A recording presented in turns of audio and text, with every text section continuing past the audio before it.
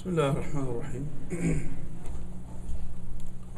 الحمد لله وكفى وسلام على عباده الذين اصطفى.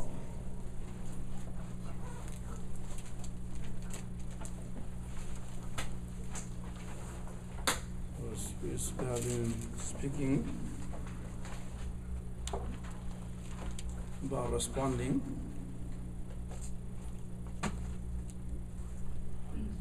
And I spoke about what it takes to do a proper responding. And then from there we spoke about the obstacles that Can I bring the thing a little bit closer?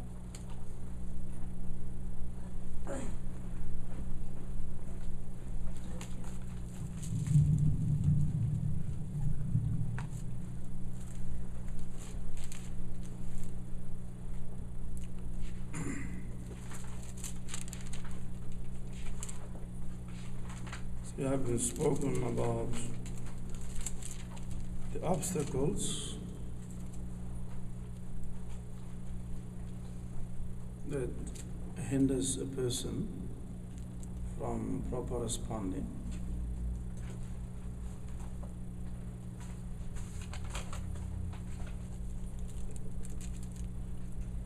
And have traced all these obstacles to two main sources, and that is grief and fear.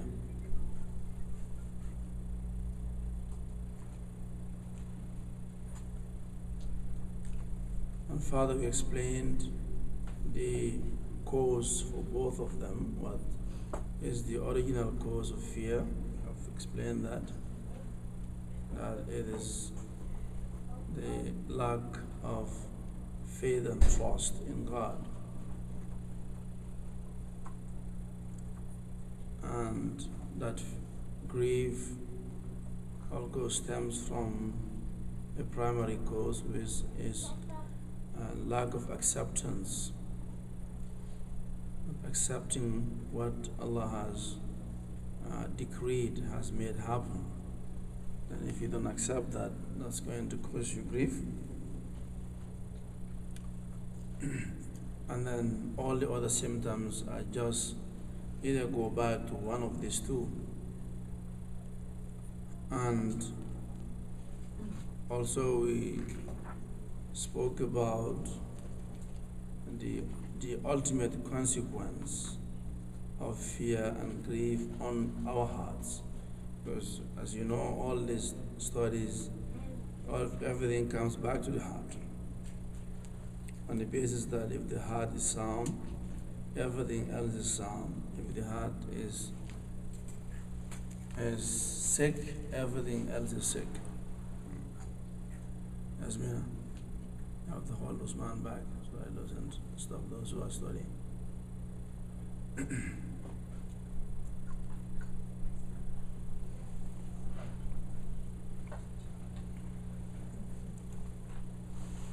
So all this, of course, goes back to the heart.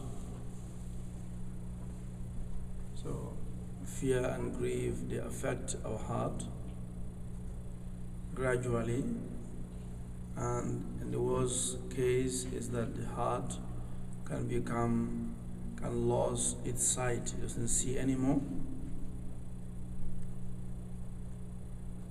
or becomes deprived of hearing, can't hear anymore. So it becomes a heart that is dead. It's not a functioning, it cannot respond anymore. It becomes a dead heart.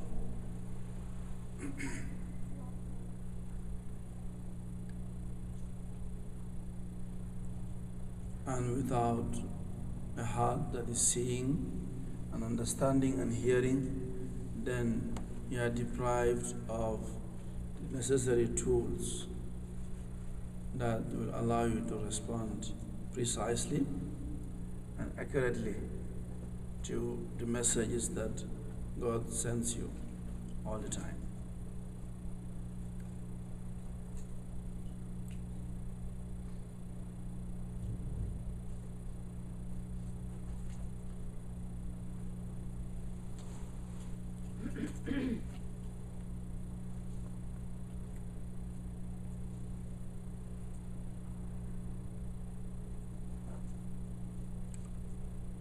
So now that we have a good idea about responding and the obstacles, it remains to explain that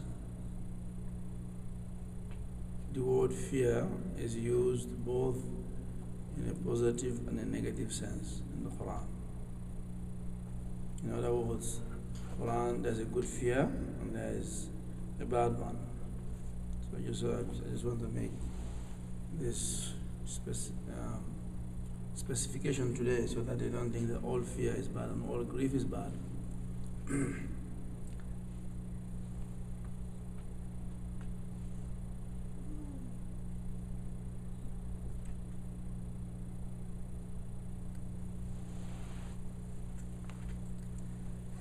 So Quran does talk a lot about, of course, fear of God.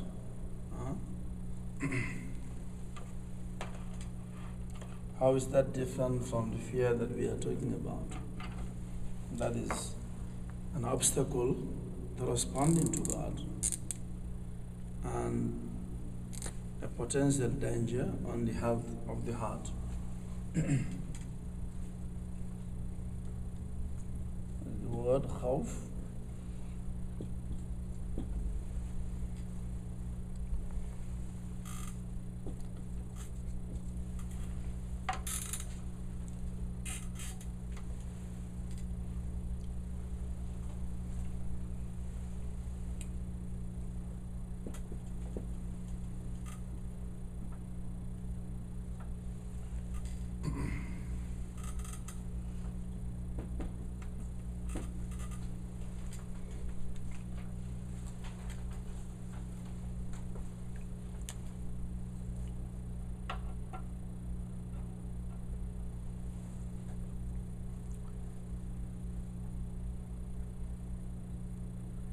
So when we talk about fear being negative, it is not in an absolute sense. It's only relatively. That means it's some of it and not all of it. Because there are fear that contributes actually to your proper responding. It contributes towards to drive you on your journey towards God, as opposed to the one which inhibits you and hinders you from Allah subhanahu wa ta'ala.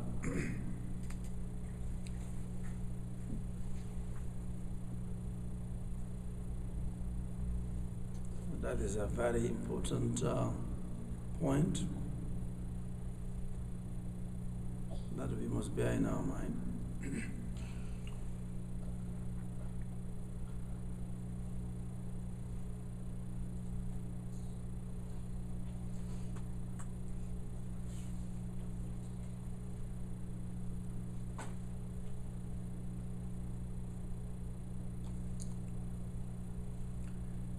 When we spoke about earlier about the negative fear, if you remember, we spoke about fear being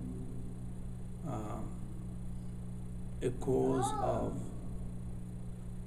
sleeplessness. That means fear wakes you up.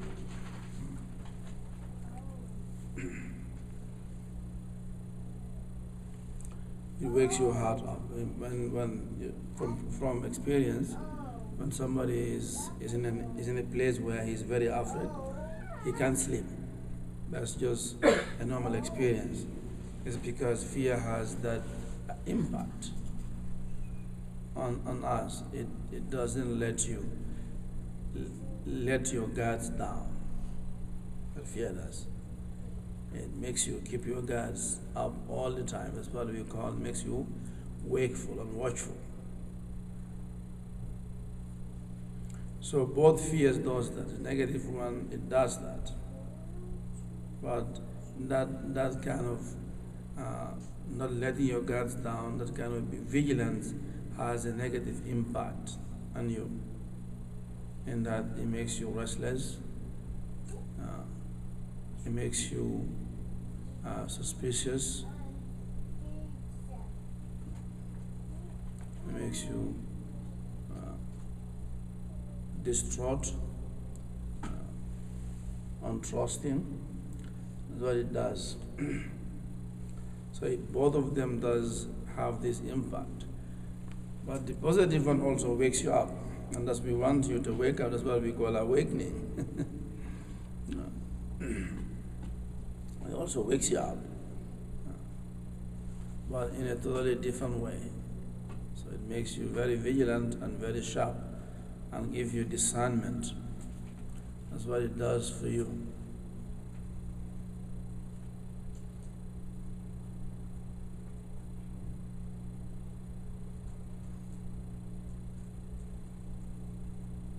And because this positive fear is connected to God, then it has a light.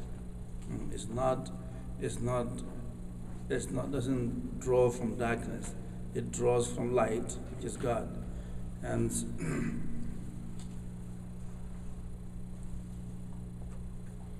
and it is a fear that does not turn you away from God.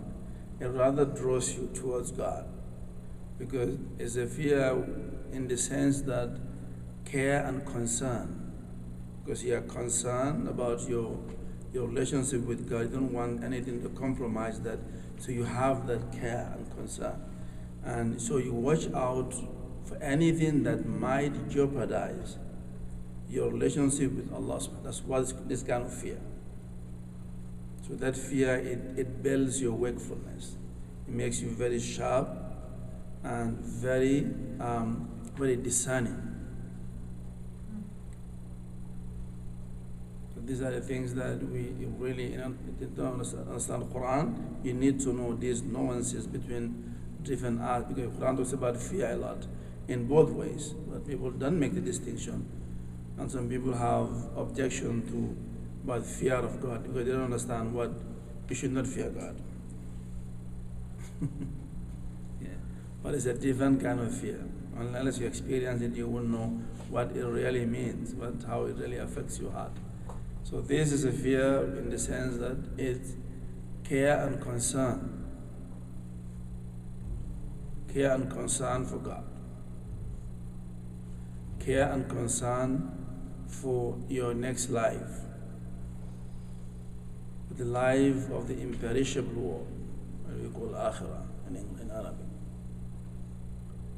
So your concern for God, that means your concern of anything that coming between you and God, and your care for your life, and so you become very watchful of anything that might jeopardize.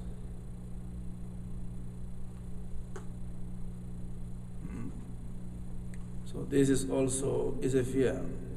But the fear that God is God who puts that in your heart to wake you up, to make you vigilant, to make you very careful, make you watchful.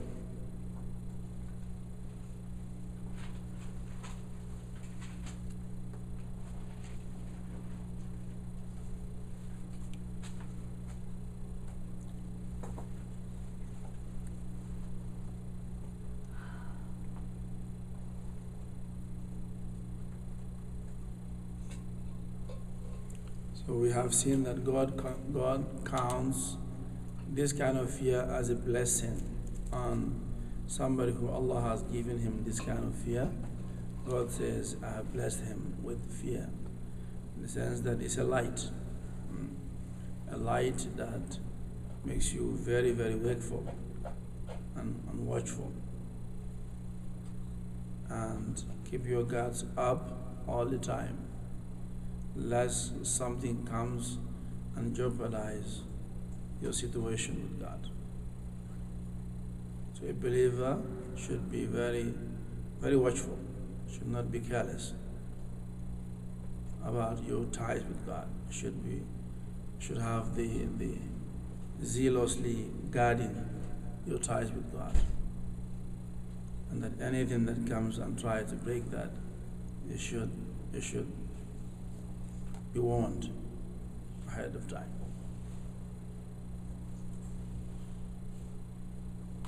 So this is what we call fear of God. That's what it actually means. We'll see, we'll go through some ayahs of the Quran to give us a little bit more insight into this type of fear. If we go to Surah Al-Ma'idah, we'll have it, inshallah, there.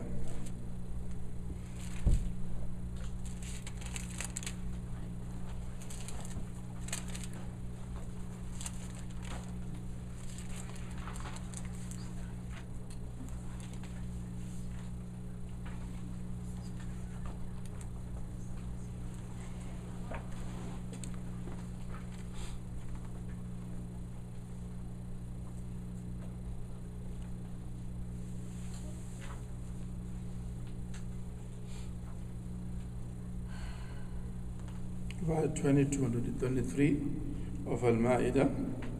قالوا يا موسى إن فيها قوما جبارين وإنا لندخلها حتى يخرجوا منها فإن يخرجوا منها فإنا داخلون قال رجلان من الذين يخافون أنعم الله عليهم ادخلوا عليهم الباب فإذا دخلتموه فإنكم غالبون وعلى الله فتوكلوا إن كنتم مؤمنين. Are you there? Are you there? Great.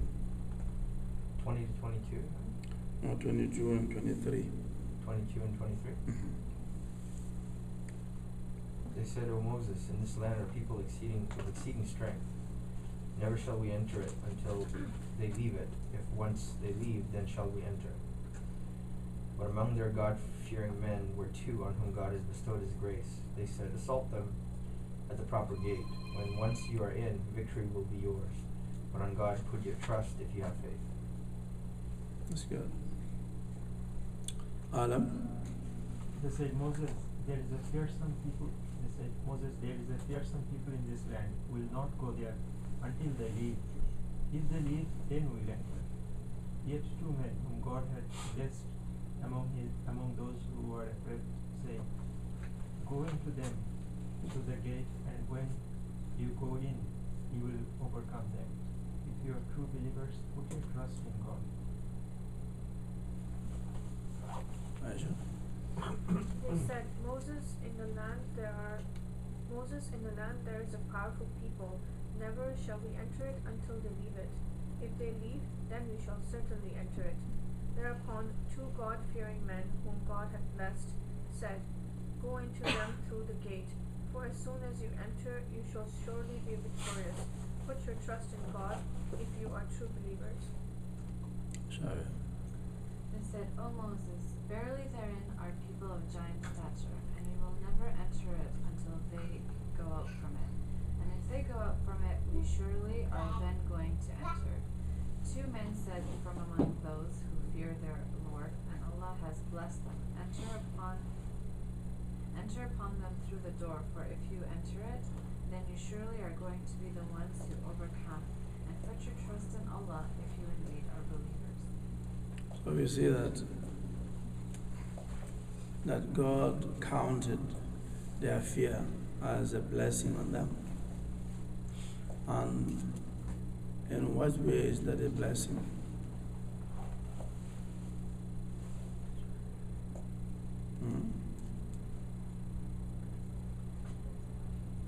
How is the fact that they have fear is a blessing for them?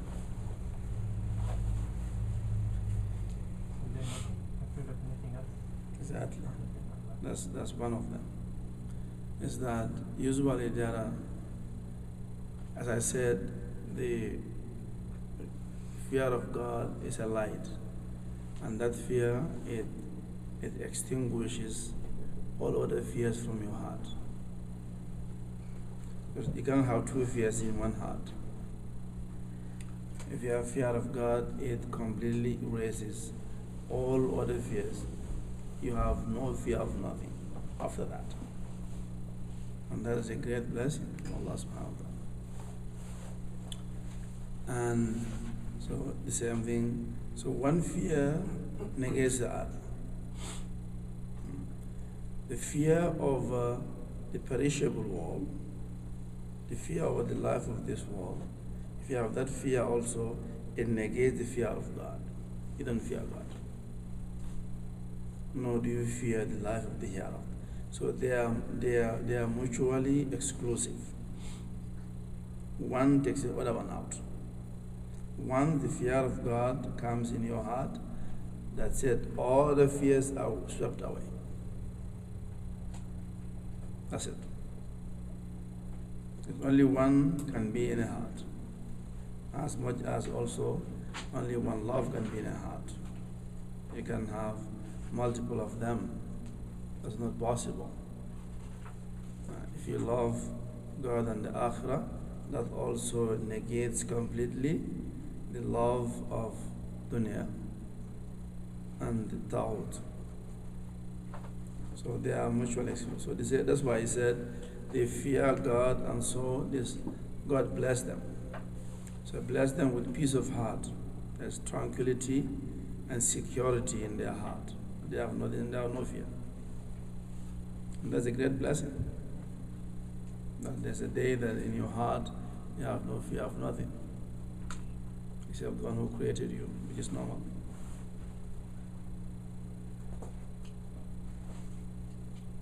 So is God's the fear, when we talk about fear of God, it's very constructive and very, very beneficent for the human being. It's a light. Khawfullah is a light that comes and takes and removes every form of fear from your heart.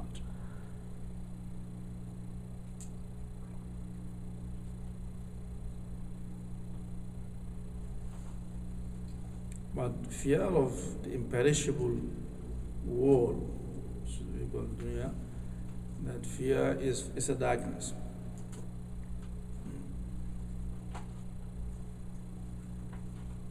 It draws the darkness in your heart and makes you fear everything, including even your own self sometimes. It's a very terrible torment and torture for a human being to just be fearing everything. You can't trust anything because of your extreme fear. There is no solution for that. No solution, I said, except if that fear of God comes in your heart. That's the antidote for this dangerous sickness.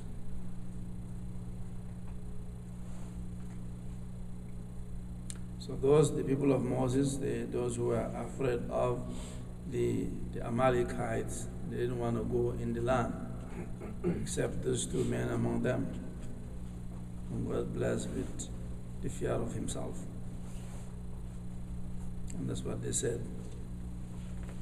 Is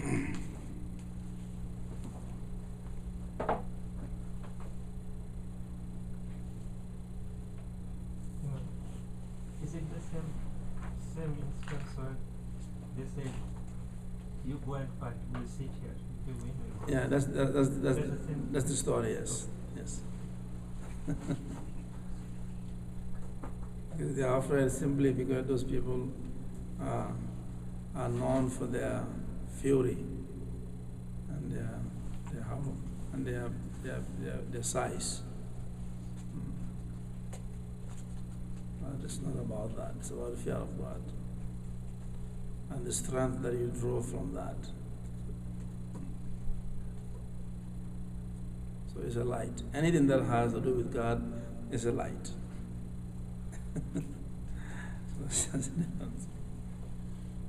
So when you fear God, it draws a light to you. And this light, it makes you, as I said, it makes you, it gives you a very penetrating perception. Usually our fear stems from the way we look at things. the way they present themselves to us, they look threatening and they look dangerous. But once you have that nur, which comes from fear of God, that nur, it penetrates this false appearance and shows you the reality behind what you looks threatening to you, that it is not at all threatening. There's no harm. So our fear mainly stems from our imagination. It's not real. The real fear is fear of God, because God, yes, is the one who created you, has all the power to do what He wants with you. But that fear is not harmful. It's enlightening. It increases you in discernment. Makes your perception, makes you very disillusioned. You see truth behind the appearance. Yes. Is it the same thing as the description that on the day of Qiyamah our eyes will be sharp and will know exactly what it is? Exactly. It's the same. Yeah. So because your eye is sharp, it cracks, it breaks, it tears the veil. Usually you see things behind the veil. So if your eye is very sharp, it's as sharp as a knife, and it tears every veil in front of you. So we'll all have that when we're Yes. So the person who has attained that fear has that here in this world, as fear of God. His gaze is very sharp.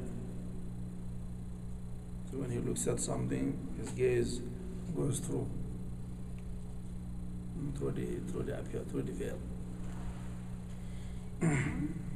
So this is the reality of fear of God. That's what it does. It's a very positive thing. It's not, but because the word fear always has a negative connotation in our mind, but the one with God, no, it's very positive. It's very beneficent. It's very useful. Without it, you will not have that ability to discern and remove the fear of everything else from your heart.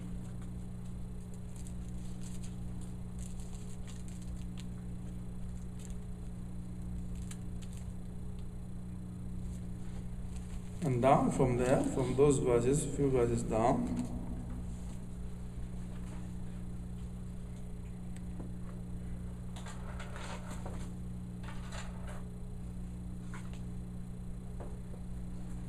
verse 28. Probably we can start with 27 and 28. واتل عليهم نبأ ابني آدم بالحق إذ قربا قربانا فتقبل من أحدهما ولم يتقبل من الآخر قال لأقتلنك قال إنما يتقبل الله جد بسبب قال إنما يتقبل الله من المتقين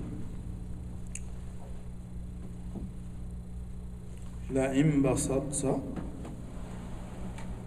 إلي يدك لتقتلني ما أنا بباسط يدي إليك لأقتلك إني أخاف الله رب العالمين.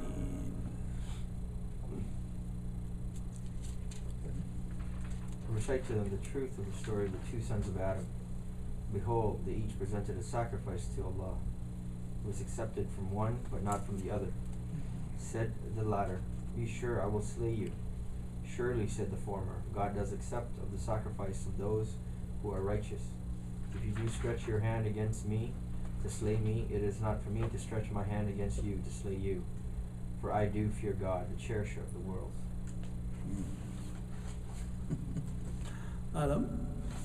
Tell them the truth about the story of Adam's two sons. Each of them offered a sacrifice, and it was accepted from one and not the other. One said, "I'll kill you." But the other said, God only accepts sacrifice of those who are mindful of him. If you raise your hand to kill me, I will not raise mine to kill you. I fear God, the Lord of all the worlds. Relate to them the true story of the two sons of Adam. When they both presented an offering, it was accepted from one of them and not from the other. The latter said, I shall kill you. The former said, God accepts things only from the righteous. If you raise your hand to kill me, I will not raise mine to kill you. I fear God, the Lord of the universe. Okay. Relate unto them by the truth the news of the two sons of Adam, when both of them offered an offering, but it was accepted from one of them, and it was not accepted from the other. He said, I will surely kill you. He, the other, said, Allah only accepts from those who revere him.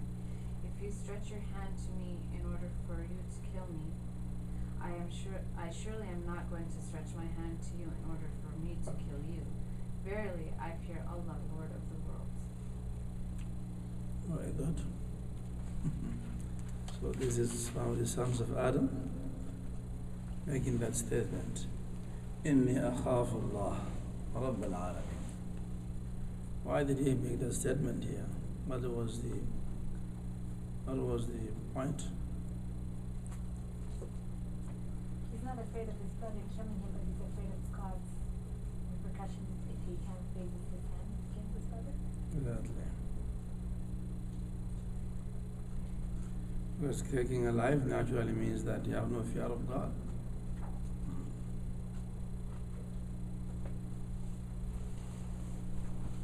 Or even I'm making an attempt, same thing. If two believers meet with their swords, that means wanted to kill one another, the killer and the killed are both in the fire. So they said, why the kill should be in the fire too? Because he also wanted to kill him. That's the intention. So the other one overcame him. So by his intent, that's why he said, so he wanted his brother also to respond to his threat. And that responding will be lack of fear of God. And whether who kills who doesn't matter anymore. Both of them responded in the same way to overcome and kill the other. So that threat did not scare him. Usually when we are threatened, sometimes we act negatively because we are threatened. Something because of fear. And that fear sort of compels us. Many often fear. Human beings, their actions, knowingly or unknowingly, many times informed by fear. See, they act under the compulsion of fear.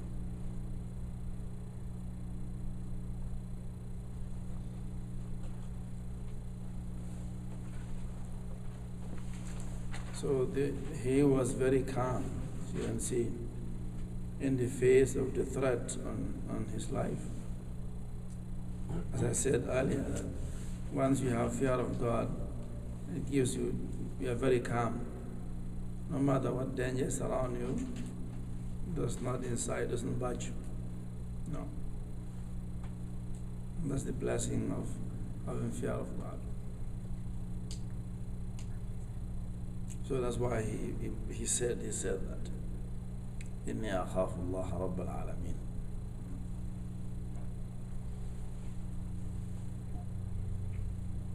Imam, what was the name of the son that threatened?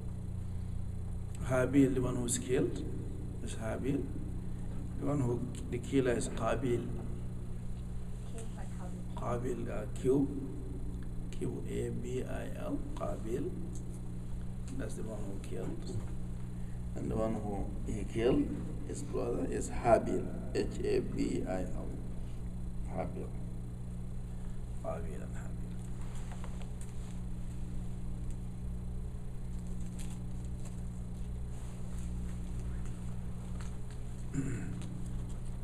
So the consequence of that, and the brother said, إني أريد أن تبوء بإثمي وإثمك فتكون من أصحاب النار وذلك جزاء الظالمين. If you kill me, you carry my sin and yours. That happened if you kill a soul. You kill a soul.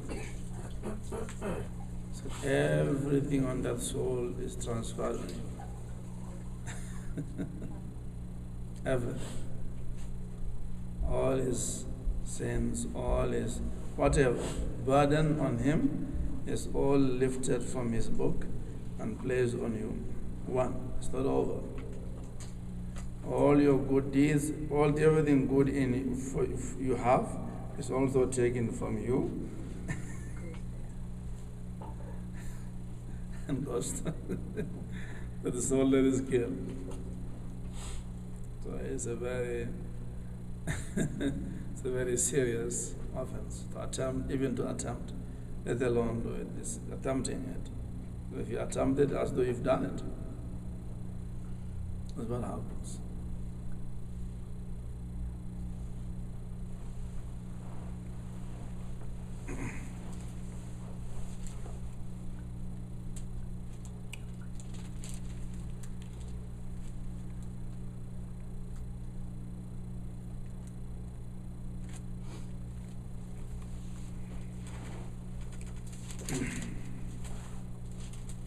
So this is the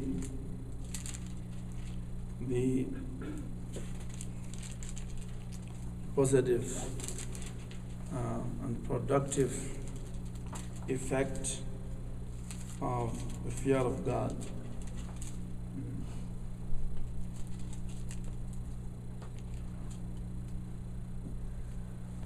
And hence, when we spoke about ihsan, excellence, so ihsan is one half of ihsan is khawf. For those who know the table of the words of God, ihsan is made of two letters. What's the other letter?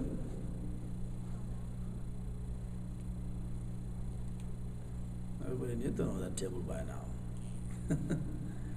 The 7 words and their components.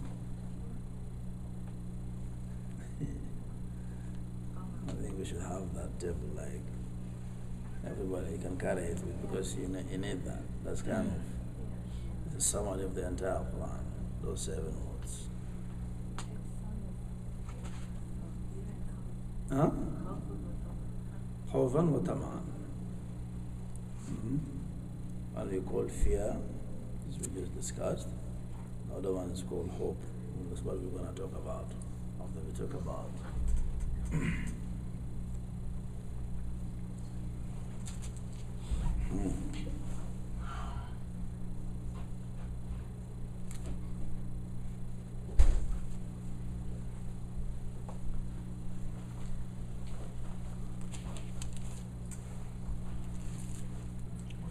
And with regards to the awakening,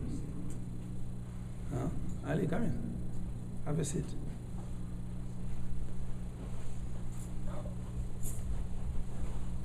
With regards to the awakening effect of fear, saying that fear is a drive, but this is in a positive sense, and it drives you towards God. Well, anything that drives you towards God is positive. Is the point. Anything that gives you a drive and pushes you onto God, this is good. And anything that inhibits you, hinders you from coming to God, is negative. So this is the simple criteria. So that kind of fear of God that pushes you towards God, this is positive. That's what we want. Anything that can bring you to God. So this positive fear is a productive drive that pushes you it speeds you up towards God. And we said the other fear does the opposite. It hinders you, it keeps you away from God. And that's the fear that Iblis talks about in the Quran. He also says, I fear Allah. But what kind of fear? That's what we need to know. Why is this one positive and that one is not positive? So let's look at two places in the Quran. He says that. One is in Anfal.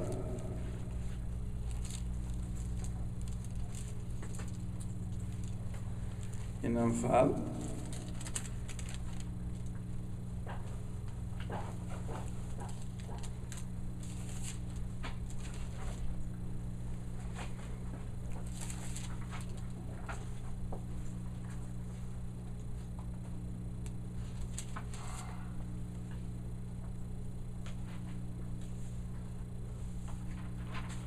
Verse 48 of Anfal.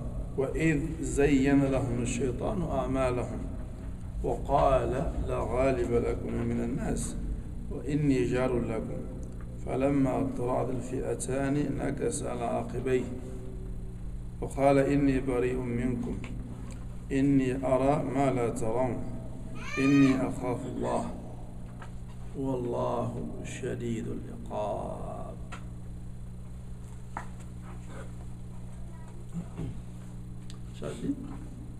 Remember, Shaitan made their sinful acts seem alluring to them, and said, no one among men can overcome you this day while I am near you. But when the two forces came in sight of each other, he turned on his heels and said, Lo, I am clear of you. Lo, I see what you see not. Lo, I fear Allah, for Allah is strict in punishment. Shaitan made their foul deeds seem fair to them and said, no one will confer you to death, for I'll be right beside you. But when the armies came within sight of one another, he turned on his heels, saying, this is where I leave you. I see what you do not, and I fear God. God is severe in his punishment. Satan made their deeds seem fair to them and said, none of the people shall prevail against you this day. I shall be your protector. But when the two forces came in sight of each other, he turned on his heel, saying, this is where I leave you. I see what you do not, and I fear God. God is severe in his punishment. And when the Satan made their deeds look seemly to them, and he said, there is no one who will overcome you today among men, and I indeed am a guarantor for you. So when the two bands came in sight of one another, he turned on his heels, and he said, I indeed disavow you, and I indeed see what you see not, and I indeed fear Allah, and Allah is formidable in retribution. So you see, because what kind of fear is that then? Because this fear is not bringing him closer to God, as opposed to the son of Adam, and opposed to the two men in the tribe of Israel who were blessed with this awakening fear. But in the case of Shaitan, it is the other way. It's keeping him away from God. And so therefore it is a negative, because we said that anything that keeps you away from God, that should be your criteria. Be it fear, be it hope, even your hope. As those usually we associate positiveness with hope. If that hope is a hindrance from God, then it is bad. There should be there's no absolute categorization of things. Things they will categorize them in terms of how they influence you with regards to God. Anything that positively brings you closer to God, this is good, and vice versa. So make that your criteria and forget about all the rulings and everything else. This is good for you. But anything that hinders you from God, give it up. It's not good. And anything that drives you unto God, this is good. Even in case that where you don't like it, but if it's doing that for you, or you don't like something that is, but it's good for you. Don't make your liking or disliking as your criteria. Make whether it benefits you or not as your criteria with regards to God.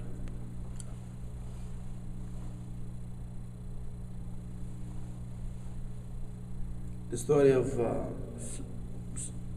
Sayyidina Suleiman, when he was reviewing his horses, and the horses that he used to use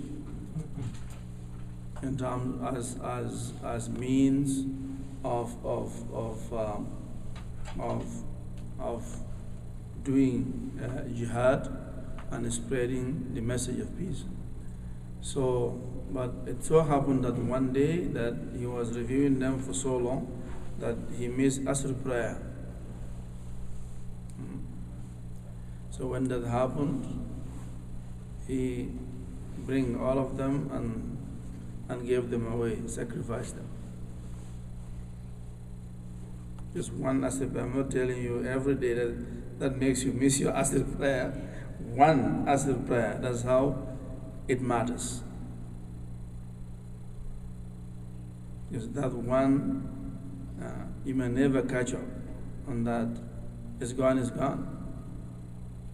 If that is only one time, what about many times? What about something that hinders you from God every day? Whatever that may be is something to be given up. So there's no absolute rules. This is the simple rule. You be the one to look at how things are affecting you. Something is affecting your relationship with God negatively, you should consider giving up the thing. So fear is fear. It's not absolute. If fear draws you close to God, it's a positive fear. If it does drives you away from God, it is negative fear, as in the case of Iblis here.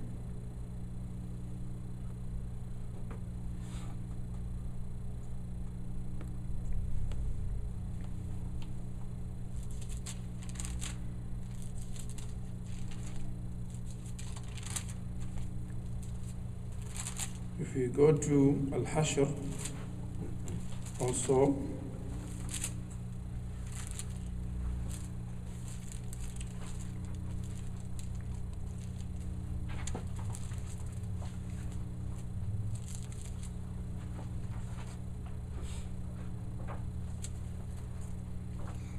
in verse 16 of Al-Hashr,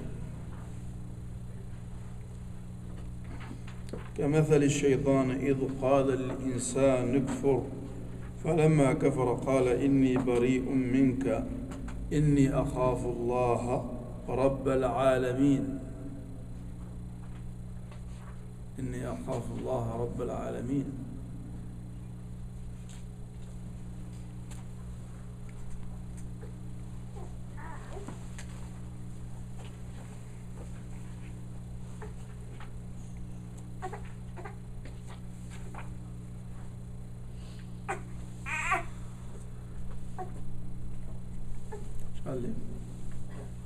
Your allies deceive them like the evil one. When he says to man, deny God, but when man denies God, the evil one says, I am free of you. I do fear God, the Lord of the worlds.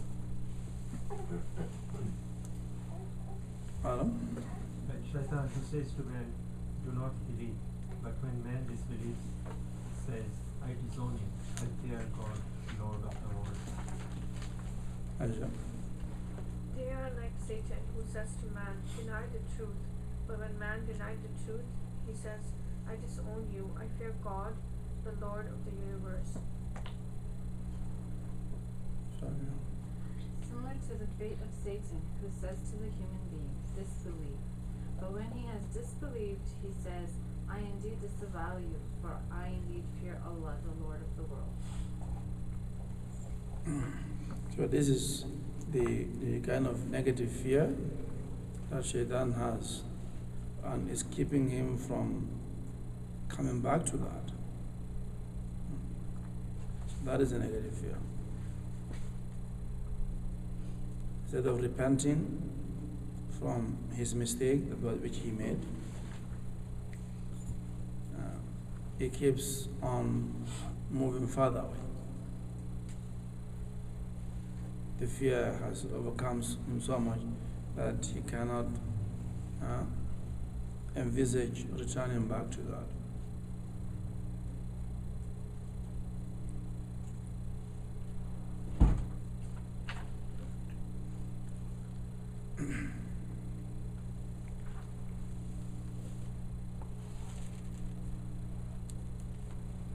And as you see, is also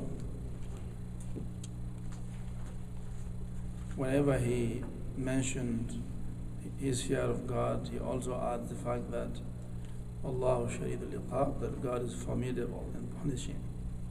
So is God's retribution that is making him more afraid than God himself. So that's not the case for a true believer. Because if you truly fear God, you will not fear, as we said, anything else that includes hell or fire or anything. They are all created. So if you fear the Creator, you don't fear anything from the creation, whatever it is, including the fire, which is the thing that people fear the most. So that we talk about the nur of khawf. That nur of khawf, if you look with it, that nur, even the fire that looks threatening does not have, even Jahannam doesn't have the threat for you anymore, here and hereafter. No. So it's not only here. Everything beside God, it takes away. That includes the fire here and the fire and the hereafter.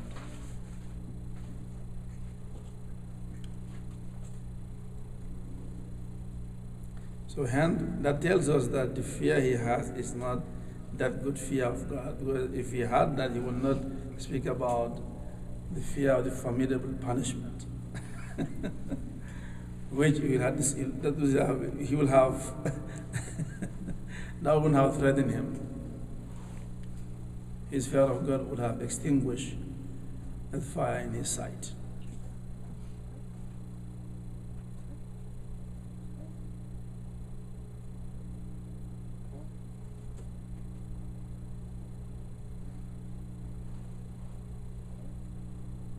So hence, that fear is a great blessing from God, as he mentioned earlier in the case of the two men.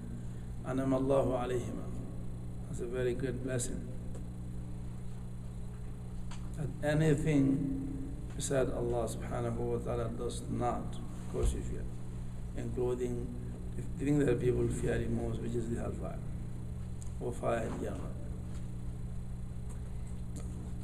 Yeah. And if you're not scared of Allah, the Punisher, then what is this fear? The fear, the one that brings you like what is it? A fear of being far away from Him? Exactly, very good. Because always we associate fear with reward and punishment. So we don't know that there is fear beyond that. Which is God's fear is not based on that. For those who have attained to that fear, it's a fear that comes from realizing the majesty of God. Simple as that. His imposing majesty, His greatness, His magnificence, regardless of anything else. Those are His qualities, even though He does not exercise, without exercising punishment or rewarding. So hence, as I said, if there was no hell or heaven, there's no hell or paradise, those who are true to God will still worship Him. Okay. Let's assume that He never created paradise, never created hellfire, you should still worship God, ask God. Simply because He created you, not for anything else. Just out of thankfulness and gratitude for Him. And that's the kind of love you're talking about. Love that is not based on reward or punishment.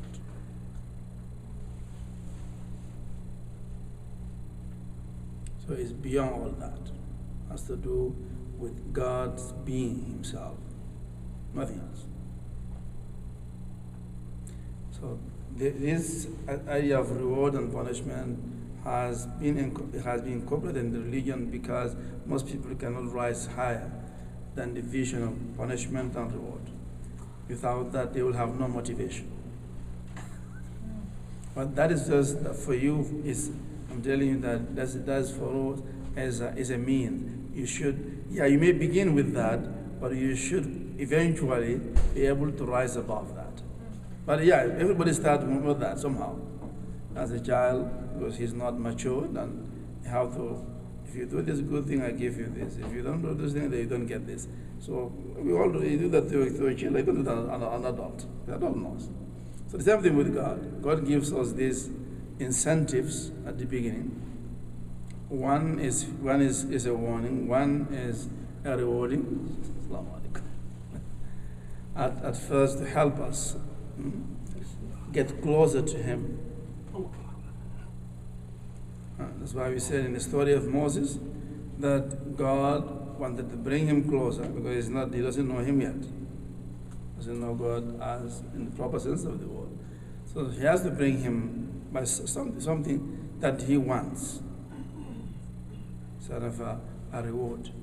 So at that point in time, he was in need of fire. That was what he needed.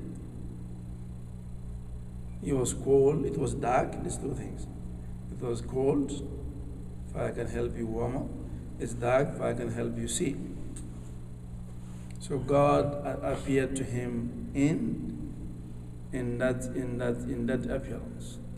You saw a fire, but it was God, not fire. But he saw it as such. So that's good. Once he came to him, once he found him, then he knows it's not fire anymore. So remove the fire aspect from it now. It's you and him now. You found him. Before it was important for you to see that as fire. But now you found him himself. You don't need all those supports anymore. You should. That's for your state of weakness before. Now you throw this, as I said to him, throw your stick. Now you don't lean on anything. You don't lean on you don't need to be encouraged through rewarding or encouraged through punishment. Once you found God Himself, all those don't mean anything to you. It is beside the point. But this is for the majority of the believers, they need that support. That's why it has to be, it's incorporated as part of religion to encourage people at that level. But those who have made their way up, move beyond that vision, fear of God is not because of punishment. It's because of reverence for Him. Because they have come to appreciate His majesty, how majestic He is.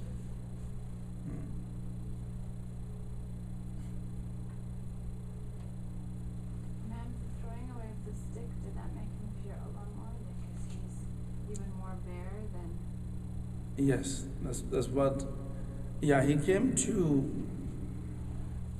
At that point, something changed naturally. His status from having those accessories to God to be with God without anything else,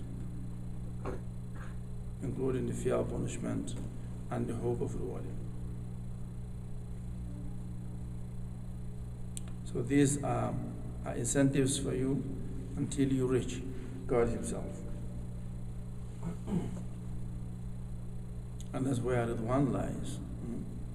Ridwan is beyond, that's why it's beyond Jannah. beyond the paradise. And people in the Jannah, they are not in Ridwan.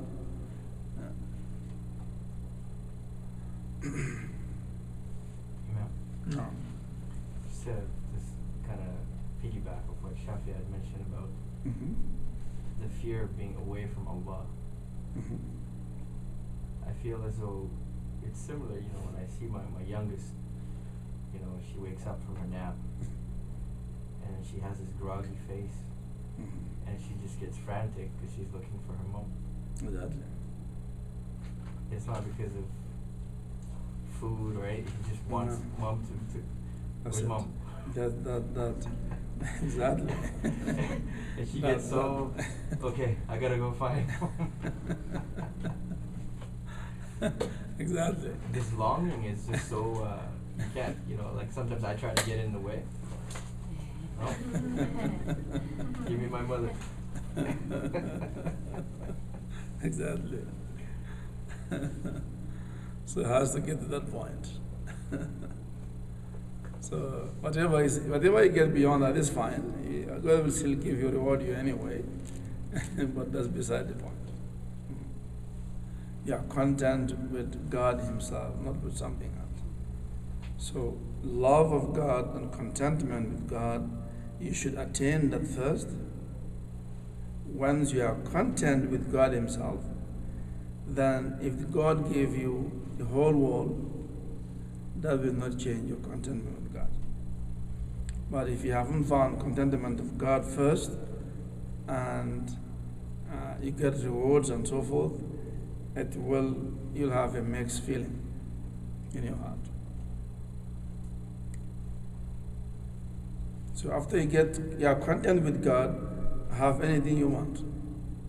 It won't turn you away from God. Once you found love of God first, then love of things after that will not affect your love for God.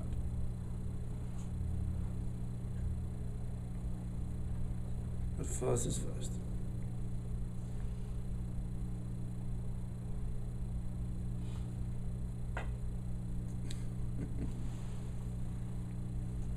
So that is a bit about khawf and the blessing that is found, the true fear of the Creator that frees you completely from any kind of fear in the creation. Becomes a free person, because fear it keeps you in bondage, takes away freedom from you, and you will not be free from fear until you know God, which is part. If you know Him, you'll fear Him too. It's part of knowing Him. Those who don't fear Him don't know Him. If you know God, you'll fear Him. If you fear Him, you'll not fear anything else. Be free. I think that might be the meaning of the statement of Jesus in the Bible, that know the truth and the truth will free you. But the truth means God. Okay. There's no truth except God. That's the only truth. So when they say truth, they are talking about God. So know God, and that knowledge will free you forever.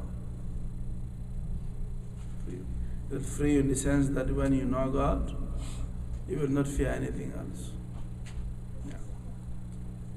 When you know God, loss of nothing will cause you grief, because you have God. How can you miss something? If you lost something and it causes you grief, then it's questionable.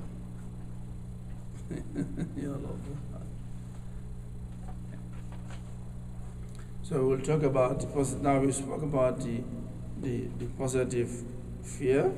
We will move on to what we call the positive grief, and how is that contributes to us driving us closer to God. Right. the chair.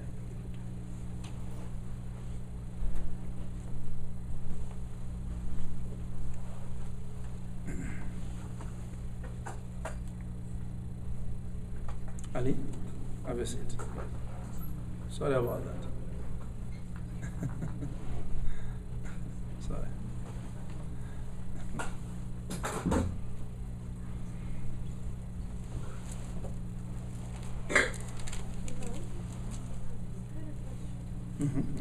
What about the fear of failing, like losing your whatever you have attained, whatever little you've attained, or whatever you have attained in life, spiritually or otherwise?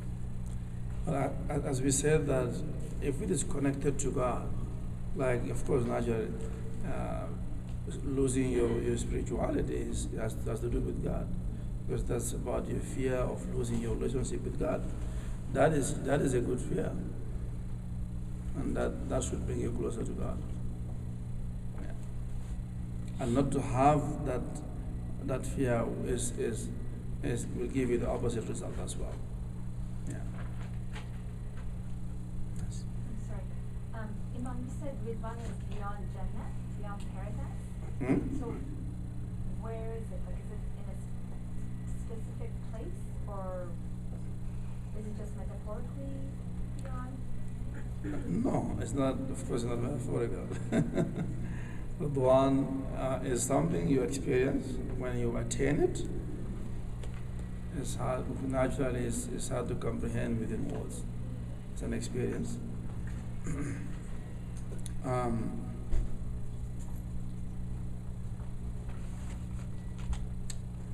Because it stems from the light of God's face.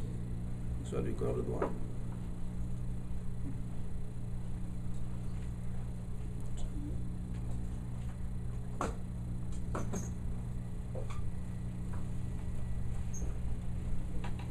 It's the feeling that is very similar. If you imagine that somebody smiles to you, so the kind of the God smiling to you, that's what the equivalent of the one is. And the kind of impact that lives in your heart forever.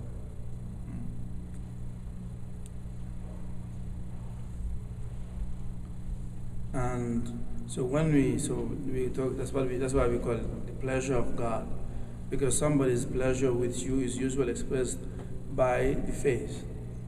If he's happy with you, then you see it in the face. If he's angry also, the face expresses the same thing.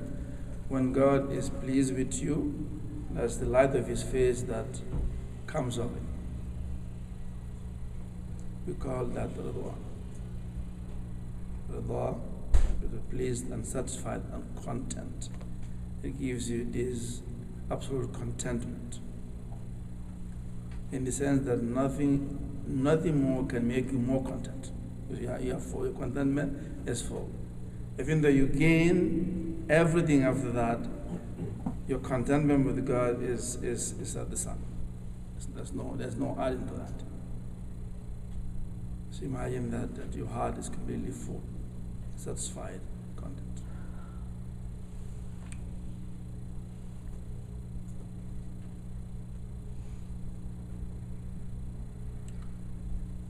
So while people who attain to paradise,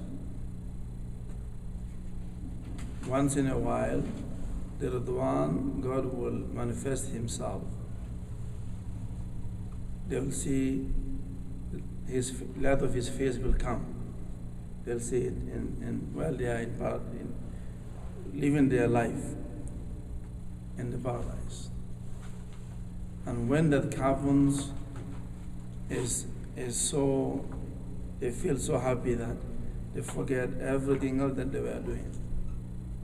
They forget their food in Jannah, which is the best things in Jannah. Their food, their drink, every pleasure that they have in Jannah, they forget it, just the pleasure of looking at the God's face. So it's something that is above and beyond, just merely entering Jannah.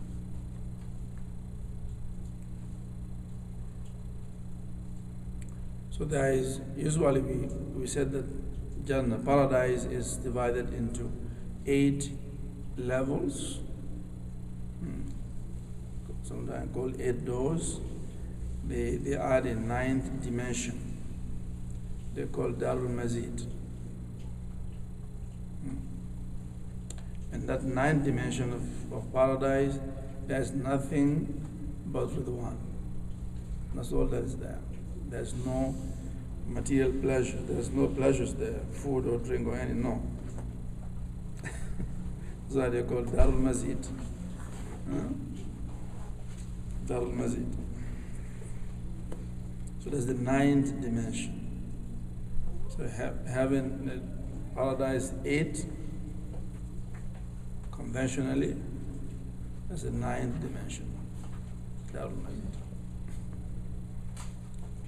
And this word Darul Mazid, is it in the Quran somewhere? Is the word Dar is not there, but Mazid is there. Yeah, it's many places in the Quran. Wadena Mazid. Yeah.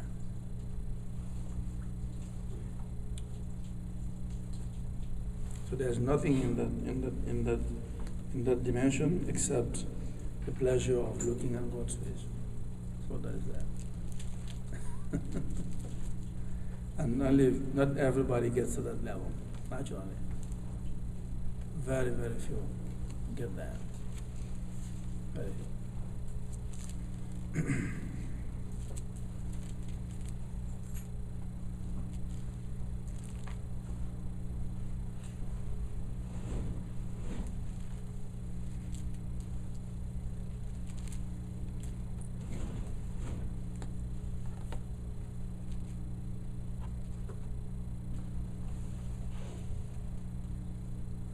So all this, what we are studying in the class, of course, we know that these are in the light of those who consider themselves as travelers,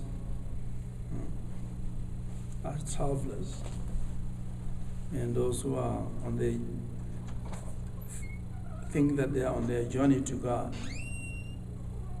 So hence, anything that drives you on your journey matters to you. That's what, and anything that hinders you on your journey. We're talking about the journey here. That's why you all are here, is to learn about how to make this journey. So it's a different language for those who are settlers. So I call them travelers and settlers. Because it's a two different mindset, completely. Even in the worldly matters, somebody who is traveling and somebody who is local, they don't think the same way. That's not. They think very differently. And even in their behavior and conduct, they are very different. One who is traveling and is going back, or is just passing on his way, he doesn't act and behave the same way as somebody who is settled. This is his home. It's not the same thing. This one is more laid back, is less eager, so it's less concerned, and his guards are completely down, and so forth. So that is the settler. Talking about the travelers. So that's we here. I'm teaching you that science. I'm a traveler myself, and that's what I'm teaching you, to be a traveler, not settlers. I have nothing to do with those.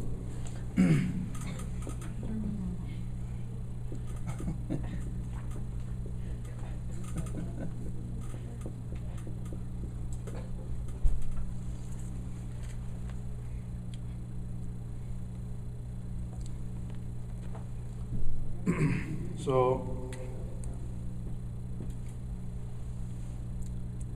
on this journey to God, these are the two major forces that drives you, helps you travel. One force is fear of God, is a driving force that helps you keep going on your way, and the faster the better.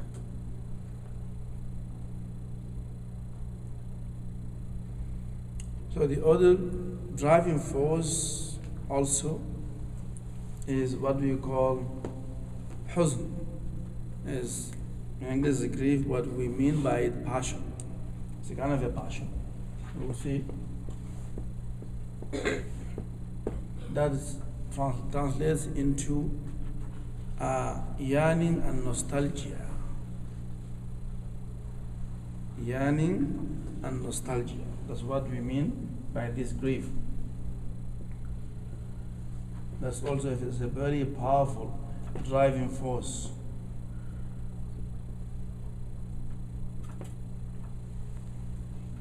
That helps us, that keeps on pushing us on the way. It doesn't let you settle down, become a settler. If you don't have these two driving forces, you become a settler. And God says, لا يستوي القاعدون من المؤمنين غير أولي الضرر والمجاهدون في سبيل الله. Though the settlers, those who are settlers, among the believers also. So believers who are settlers, they are not journeying. They are very different from a believer who is a traveler. So God makes a distinction between the two.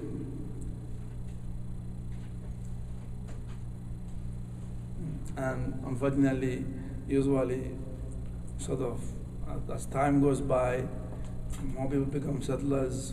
At the beginning, everybody is a traveler. The Prophet ﷺ and the Sahabas, we are all in traveling mindset. All of them. Keep going. Keep going. So, so the journey continues. But after the generation of the Sahabas, in the Tabi'in also, you can still the overall mindset is traveling. But if we start to slow down, and more people are dropping off, and developing a settlers mentality. They pray 5 times, everything, but the mentality is a way of thinking. Is that of a settler. So it's a huge difference between the two.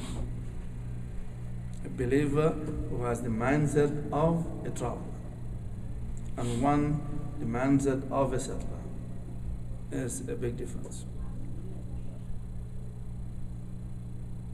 The difference lies in the way they look at life overall and the way they conduct themselves. So this one lacks those driving forces behind it, or is at the lowest instance. For those who are travelers, they have those in a higher quantity. It generates this impetus for them to go and seek and quest.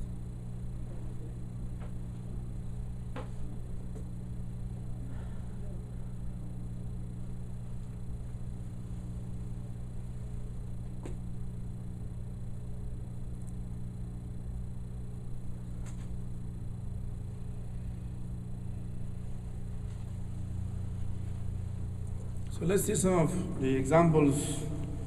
So we will continue with it. I'll give you. Let's go to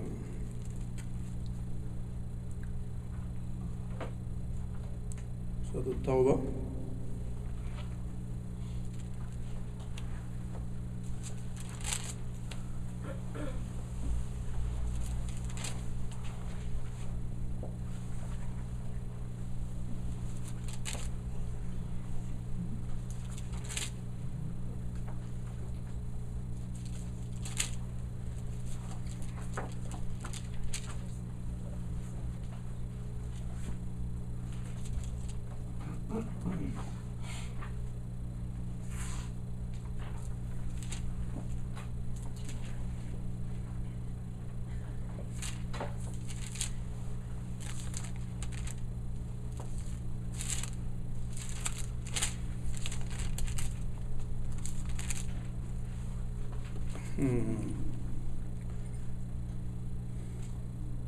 Verse 91 and 92.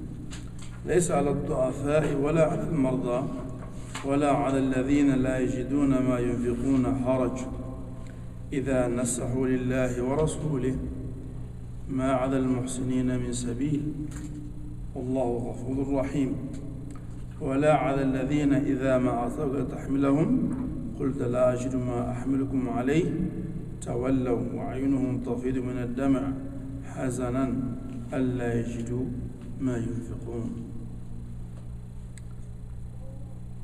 91, 92. Tawbah. There is no blame on those who are infirm or ill, who will find no resources to spend on the cause. If they are sincere in duty to God and His apostle, no ground of complaint can there be against such as do right, and God is oft forgiving, most merciful. Nor is there blame on those who came to you to be provided with mounts, and when you said, I can find no mounts for you, they turned back, their eyes streaming with tears of grief, that they had no resources wherewith to provide the expense. But there is no blame attached to the weak, the sick, and those who have no means to spend, provided they are true to God and His messenger. There is no reason to reproach those who do good. God is most forgiving and merciful. And there is no blame attached to those who come to you, Prophet, for riding animals, and to whom you said, I cannot find a mount for you.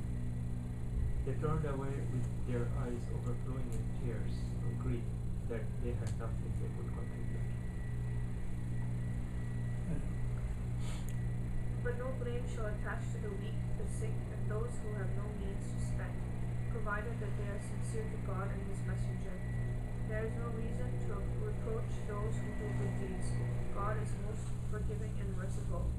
Nor does any blame attach to those who came to you to be provided with mounts, and when you said, I can find no mounts for you, they went back, and tears welled up in their eyes with sadness, since they could not find any way to contribute. Sure, yeah. There is no guilt on those who are the weak ones, nor on those who are the sick ones, nor those who do not find what they may spend, as long as they are sincere to Allah and to His messenger. And there is no way against those who are the one who act in excellence, and Allah is oft forgiving and most merciful. Nor is there any way against those who, when they came to you in order to provide them with a ride, you said, I do not have what to provide for you as a ride. And they turned away with their eyes filled with tears out of regret that they do not find what to spend in the way of Allah. So we see what their grief is about here. Was their grief that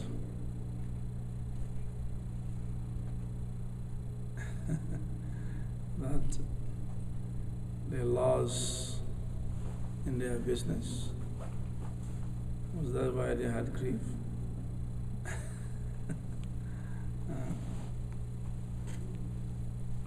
Or that they are not able to afford to go to Winter Olympics? Was that because of their grief? Many have grief about that too. Just give you a simple example. What was the cause of their grief, according to the verse? They couldn't set out on Allah's way. That the Prophet ﷺ was going out on a campaign, and because it's a very long distance, had to go all the way to Sham, and it's not a walking distance. You have to have the right. And because their means were very scanty, limited, they couldn't afford to buy a ride. So they came to the Prophet ﷺ, if you could help them, give them something to ride on. They said, I don't have. So they are missing that opportunity of setting out on the path of God. And missing that kind of opportunity occasion their grief. Because grief is about loss of an opportunity of getting God's pleasure, opportunity of serving God, opportunity of getting nearer to God. So that kind of grief is a good one because it motivates you. As I said, it pushes you towards God. It does not hinder you from. This is the criteria. So that's why their eyes were filled with tears. So they are not crying over a loss of any worldly gains. They are crying over a loss over the gains of Akhirah, over their gains in the imperishable life. Because that is a real loss. That kind of loss one needs to mourn over.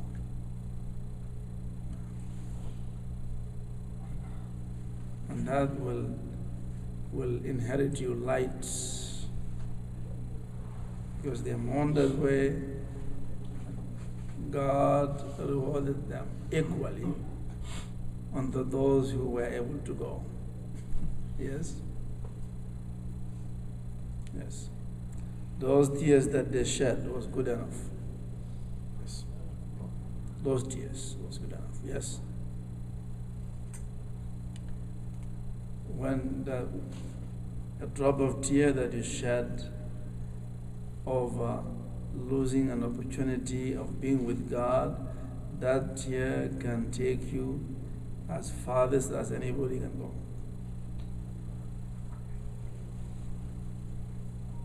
One drop of tear